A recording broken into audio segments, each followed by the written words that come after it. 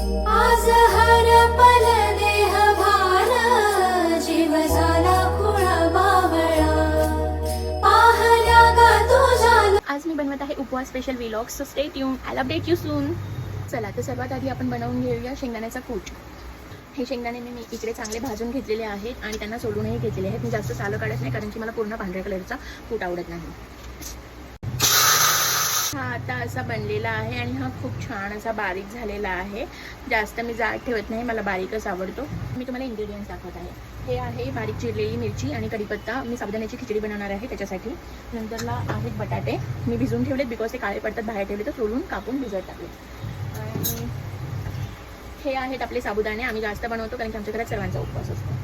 आणि हा आपला आहे शेंगदाण्याचा कूट आणि जिरं सुद्धा मी टाकणार आहे. ओके, कढई मी गॅसवर ठेवणार आहे आणि मी स्वच्छ धुवून घेतलेली आहे. भले ती धुतलेली असेल, आपण तिला पुन्हा धुवायची आहे कारण आपला उपवास आहे आणि थोडं पण घाण नको आज आपल्याला. ओके, सो आता हिला मस्त गरम होऊन द्यायची आणि मग फ्रेश तेल टाकायचं त्याच्यामध्ये. मी आता फ्रेश एकदम सॉल्ट घेणार आहे कारण आपण ते नेहमी वापरतो ह्याला त्याला. तर आपण थोडंसं सॉल्ट वेगळं घ्यायचं उपवासासाठी, जे आपण आधी वापरलेलं नसेल. आणि काही नाही, हे उरलं तर आपण आपल्या डब्यात पुन्हा टाकू शकतो. स्वीट होते. तर खिचडी घीमध्ये बनवतात, तुपामध्ये, पण मला ती नाही आवडत. तसं ते ड्राय लागते आणि तुपाचा खूप स्मेल येतो. सो मी ती तेलातच बनवते.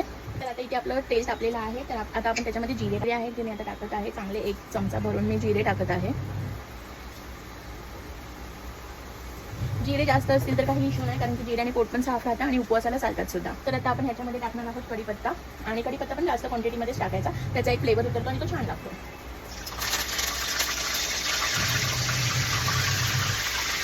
आता तुम्ही बघू शकता मी बटाट्यांमध्ये सगळं पाणी काढून टाकलेलं आहे. तर आता आपण टाकणार आहोत हे बटाटे. आणि बटाटे टाकताना थोडं केअरफुल बिकॉज त्याच्यामधून खूप तेल असं बाहेर उडायची शक्यता असते, तर हळूहळू टाकायचं.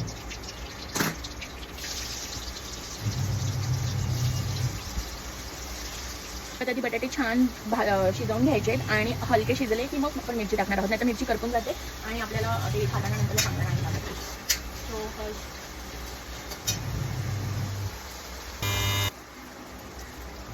पर्यंत आपला बटाटा शिजतो तोपर्यंत आपण हे शेंगदाण्याचा कूट साबुदाण्यामध्ये टाकून घेऊया. आणि आपण कढईमध्ये टाकायच्या आधीच मिक्स करून घ्यायचं कारण की मग ते प्रॉपर मिक्स होतं. तर मी हे ह्याच्यामध्ये शेंगदाण्याचा कूट टाकते आणि बऱ्यापैकी टाकायचा, असं थोडंसं दिसून आलं पाहिजे.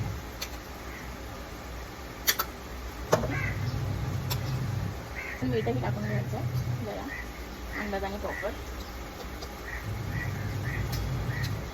असं हलक्या हाताने आपण शेंगदाण्याचं कूट टाकल्यावर मीठ टाकल्यावर असे मिक्स करून घ्यायचे. मग ते आपल्याला असे दिसतात आणि मग आपण हे नंतरला थोड्या वेळाने खिचडीमध्ये टाकणार आहोत. तर आता बटाटे मीडियम असे शिजलेले आहेत. तर मी त्याच्यामध्ये आता ह्या मिरच्या टाकत आहे.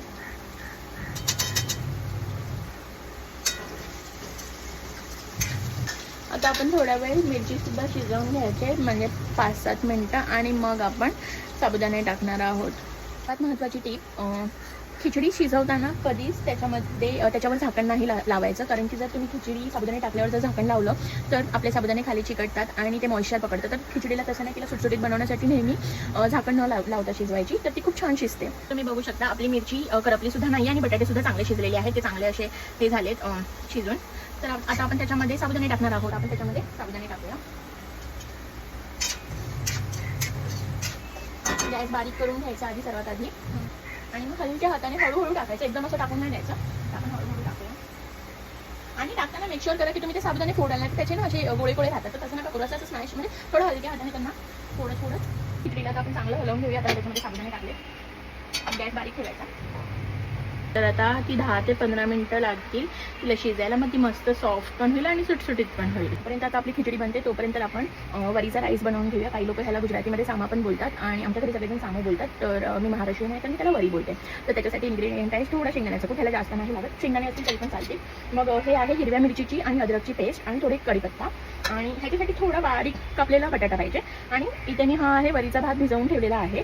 थोडासा आपण नंतर ह्याचं पाणी काढून टाकायचं वॉश करून आणि फक्त ह्याचा राईस यूज करायचा, म्हणजे वरीचा राईस यूज करायचा. तर आता मी कढई तापवायला ठेवले, त्याच्यामध्ये थोडंसं तेल टाकलं.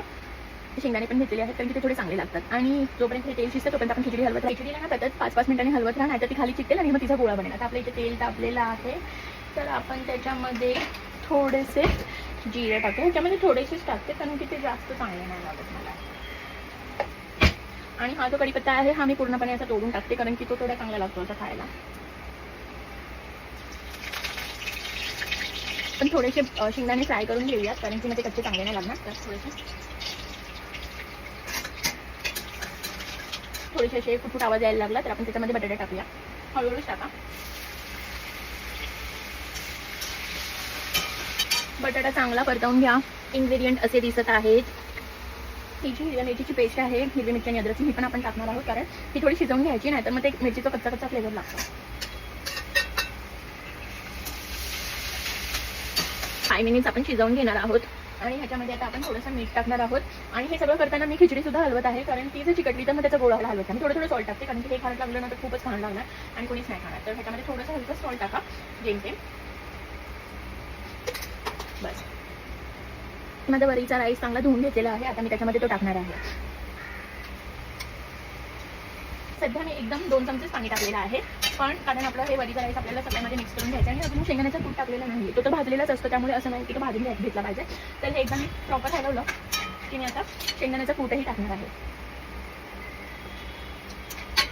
तुम्ही बघू शकता हे असं दिसत आहे आणि ह्याच्यात आपण थोडं हलकं अर्धा ग्लास पाणी टाकणार आहोत आणि मग झाकण लावून शिजवत ठेवणार आहोत. ह्याला एकदा चांगली उकळी फुटली ना की मी त्याच्यामध्ये 2 चमचे दही टाकणार आहे, चांगलं हलवून असं, म्हणजे ते दहीचे असे गोळे गोळे नाही राहणार आणि ते ह्याला टेस्ट पण आणि ते छान असं सॉफ्ट सॉफ्ट राईस होईल आपला मग आणि जास्त आंबट पण नाही लागणार. आता मी इथे दही काढलेलं आहे 1 लिटर आणि त्याची मी लस्सी बनवणार आहे.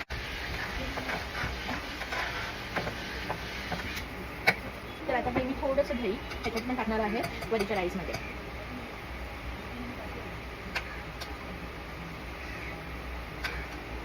आणि याला आपण चांगलं हलवून घेऊ. त्याच्यात अजून आता त्याला 15 मिनिटं तरी लागतील शिजायला बारीक गॅसवर चांगलं. तर आपली खिचडी पण झालेली आहे. आता मी आता गॅस बंद करून टाकते. मस्त आता मी लस्सी बनवायला 1 लिटर दही आणि त्याच्यात मी अडीच चमचे मोठेवाले साखर टाकणार आहे. चांगलं असं फेटून घेणार आहे.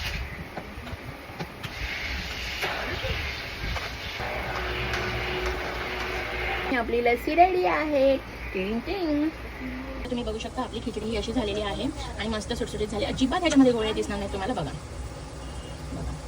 ते खूप छान अशी झाली आणि ती लागणारी छान. काही लोक ह्याच्यामध्ये साखर टाकतात, पण पर्सनली मला गोड खिचडी आवडते कारण की आपण ऑलरेडी लस्सी बनवली आणि ती गोडच असते. आता तुम्ही बघू शकता आपला राईस असा झालेला आहे. ह्याला तुम्ही ॲक्च्युली शेंगदाण्याच्या कढीसोबत खाऊ शकता, पण जे कढीमध्ये इन्ग्रेडियंट्स जातात ते सगळे ह्याच्यात टाकले तर आम्ही डायरेक्ट असाच खाणार आहे. तर तो छान लागतो, असा सॉफ्ट सॉफ्ट, तो असा कडकही नाही आणि असा झाला की आम्ही बंद करतो कारण की तो 5-10 मिनिटात अजून थोडासा जाड होतो.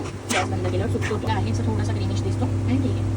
देवा तुझ्या नावाचर याड लागल, देवा तुझ्या नावाचर